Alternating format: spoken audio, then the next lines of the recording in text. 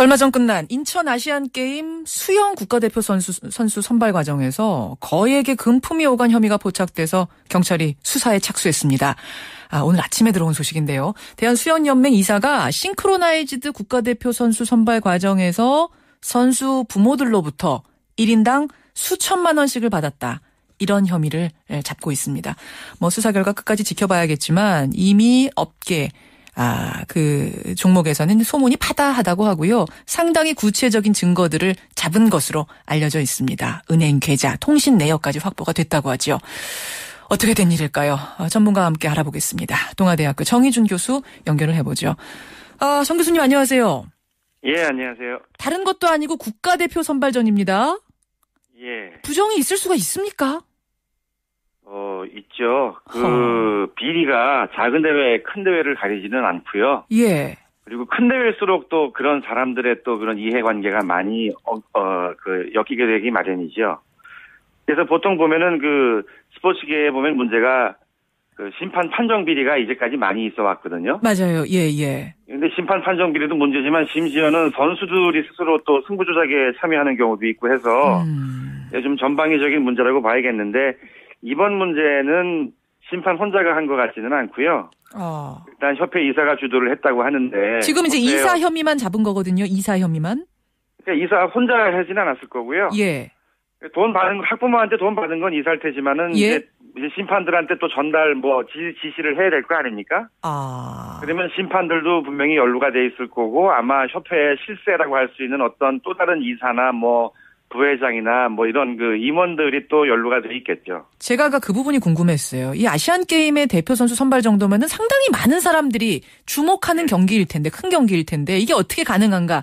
이사 혼자서 되는 게 아니라, 그러니까 여기에 주목하는 많은 사람들이 같이 눈을 감아줬을 거다, 이렇게 보시는 거군요. 그렇죠. 이런 판정비, 특히 대표팀 선발전 같은 것들은 선발 과정에 많은 사람들이 참여하거든요. 예, 예. 그래서 이사 혼자서 개인이 독단적으로 할 수 있는 그런 일은 아니에요. 그러니까 여기에는 좀 몇몇 공범들이 분명히 같이 이제 작업에 나섰을 거라고 저는 생각을 합니다. 네. 이사가 시킨다고 심판들이 다 순순히 응합니까? 그 돈 몇 푼 때문에? 그 이사가 누구냐에 따라 달라질 수 있는 거죠. 이사가 실세라면 그럴 수 있는 거고요. 이사가 만약에 대표팀 선발전까지 자기 혼자서 개입하기가 힘들다면 예. 자기가 아닌 다른 실세한테 부탁을 하는 거죠. 보통 이제 그렇게 이루어지거든요. 아니 심판들이 거부하면은 뭔가 불이익이 있습니까? 심판이 싫다 할 수도 있잖아요. 싫다 할 수도 있고 그런 경우도 당연히 있긴 있는데 예. 이제 어떤 심판 경우엔 그게 잘 안 되는 거죠. 예를 들어서 협회의 높은 사람이 자기한테 지시를 했는데 예. 또는 부탁을 했는데 예. 그걸 자기가 거절을 하게 되면은 추후에 협회에서 예를 들어서 왕따가 된다거나 예. 아니면 심판 배정을 받지 못하게 된다거나 하는 그런 경우들이 있기 때문에 그냥 울며겨자 먹기로 받아들이는 사람들도 있고 예, 어떤 예. 사람들은 좀 적극적으로 하는 사람들도 있을 거고요. 케이스는 좀 다양하지만 위에서 지시가 내려오면은 사실 거절하기가 조금 힘들다 하는 그런 분위기가 있는 건 분명합니다. 저희가 쭉 조사를 해보니까요. 경찰이 이제 수사에 착수한 건 지금이지만 수사 들어간 건 지금이지만 이미 그쪽 수영계에는 소문이 파다했다 이런 얘기가 들립니다. 그럼 이 국가대표 선발전에서의 이런 식의 비리가 과연 수영만의 일일까? 또 우리가 의심해보게 되는데 어떤가요? 그렇지는 않죠. 그게 이제 예를 들어서요. 예를 들어서 무슨 자식이 좀 좋은 대학을 가야겠다라거나 예. 아니면 남자 선수들 경우에는 병역 혜택을 받아야 되겠다거나 하는 경우에 이게 종목에 따라서 학부모들이 이제 나서가지고 협회 사람들과의 평소의 친분 관계를 가지고 예.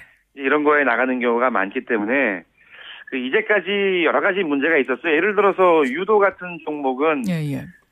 특정 대학이 심판위원 한때는 심판위원 전원을 모조리 독식하고 있었던 경우도 있었고요.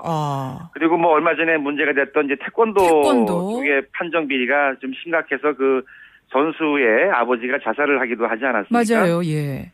예, 그래서 이러한 문제는 어느 한 종목의 문제가 아니고 쉽게 좀 전반에 걸쳐 있는 거라고 봐야겠죠. 이번 그럼 아시안게임에서도 지금 싱크로나이즈드 외에도 다른 데까지도 수사를 좀 해볼 필요가 있다 이 말씀이시네요.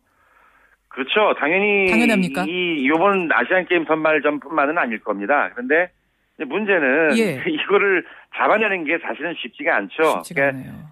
좀 이렇게 몰래 하는 일들이기 때문에. 알겠습니다. 조금은 좀 노력을 기울여야지 여죄가 또 밝혀지지 않을까 생각을 합니다. 체육계에는 소문이 파다한 일이고 또 우리가 알고 있는 지금 말씀하시는 태권도 협회 비리라든지 이런 것들 우리가 다 아는데 왜 이런 식의 비리는 근절이 안 되는 걸까? 왜 그런 걸까요? 제가 정말 안타깝게 생각하는 거는 이 체육계에서 이런 문제가 자꾸 반복이 되는데요. 다른 사회 조직이라고 해서 이런 비리가 없는 건 아니죠. 예. 근데 예를 들어서 문제가 생기면 거기에 대한 징계만큼은 철저하게 해야 되거든요. 물론이죠.